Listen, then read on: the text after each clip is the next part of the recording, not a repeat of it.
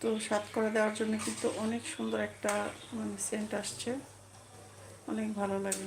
কী বলবো, মাইন্ডটাকে একদম রিফ্রেশ করে দেয়।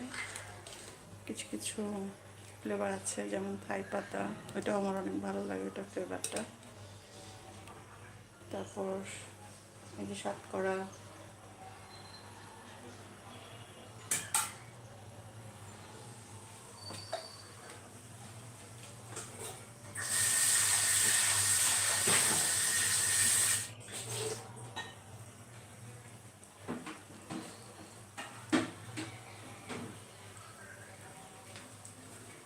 তো আমাকে যারা শতকরা গিফট করে, আমি কিন্তু ভিতরে যে টক অংশটা ওইটা সঙ্গে সঙ্গে খেয়ে ফেলি।